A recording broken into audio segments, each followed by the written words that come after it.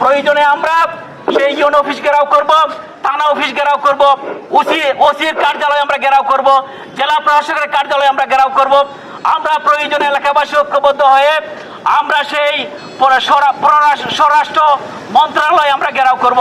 আমরা অনতিবিলম্বে সেই কাপ্তান এবং মুতাব্বির গংদের অনতিবিলম্বে তাদেরকে আটক করতে হবে, গ্রেপ্তার করতে হবে এবং আমরা এলাকাবাসীর প্রাণের দাবি সেই তাদেরকে ফাঁসির কাস্টে ঝুলিয়ে তাদেরকে হত্যা করতে হবে।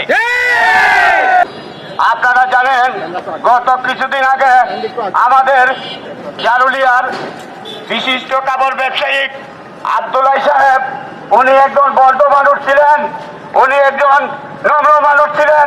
উনি 40-45 বছর যাবৎ জারুলিয়া বাজারে কাপড়ের ব্যবসা করেছেন।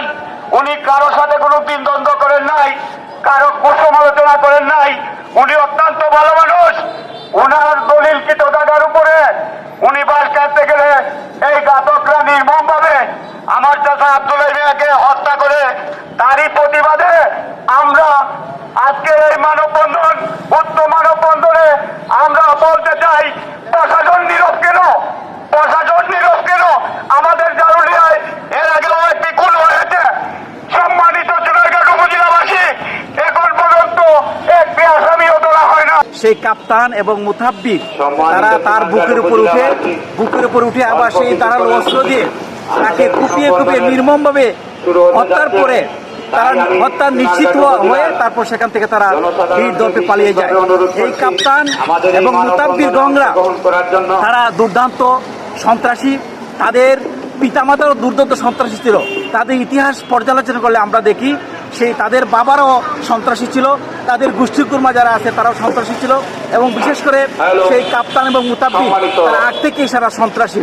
সামান্য জমি জায়গার উপর সামান্য জমি নিয়ে তাদের বিরোধ ছিল। সেই আব্দুল্লাহ সাহেব সে তার ক্যাশ টাকা দিয়ে এই জমি কিনছে, কেনার পরে সে তার জমির ফর্সা আছে, নামজারি আছে, ডিবি ফর্সা আছে, এসএ ফর্সা আছে, গ্রিন ফর্সা আছে, কিন্তু তার জমির মধ্যে বিগত 19 বছর সেই তার জমির মধ্যে সেই মুতাব্বির এবং কাপ্তান তারা যেতে দেয় নাই।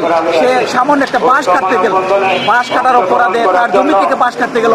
কেন সে বাঁশ কাটলো? সেই অপরাধে সেই মুতাব্বির এবং এই কাপ্তান নির্মমভাবে সে ধারালো অস্ত্র দিয়ে সেই জনাব আব্দুল্লাহ সাহেবকে হত্যা করে। সেই আব্দুল্লাহ সাহেব আমরা জানি, আমরা ছোটকাল থেকে আমরা তাকে দেখেছি, উনি একজন শান্তপ্রিয় লোক ছিলেন, উনি একজন ভদ্র মানুষ ছিলেন, উনি খুব ভালো মানুষ ছিলেন।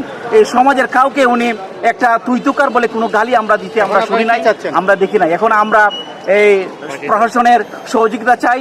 সেই কাপ্তান এবং মুতাব্বির সে বীর দর্পে বিভিন্ন জায়গায় আছে, সে সিলেটে আছে, ঢাকায় আছে, বিভিন্ন জায়গায় সে লুকায়িত আছে এবং তার মোবাইল চালু আছে, কিন্তু প্রশাসন একটু দৃষ্টি নিলেই সেই কাপ্তানকে এবং মুতাব্বিরকে সারা ধরতে পারে। কিন্তু অদ্যাবধি সেই কাপ্তান এবং মুতাব্বিরকে প্রশাসন লোকজন তারা ধরতেছে না। মোবাইল টেকনিকের মাধ্যমে তাকে ধরতে পারে, তাকে ধরতেছে না। আমরা কাপ্তান এবং মুতাব্বির গং যারা আছে আমরা তাদেরকে দ্রুত সময়ের ভিতরে তাদেরকে আটক করা ও গ্রেপ্তার করে আমরা এলাকাবাসী আমরা তার ফাঁসি চাই। আমরা কাপ্তানের ফাঁসি চাই, মুতাব্বিরের ফাঁসি চাই। আমরা প্রশাসনের সহযোগিতা চাওয়ার জন্য এই প্রশাসনের এখানে নীরবতা পালন করছে। আমরা নীরবতা পালন করার কারণেই আমরা সেই চুনারঘাট থানার সামনে আমরা মানববন্ধন করেছি।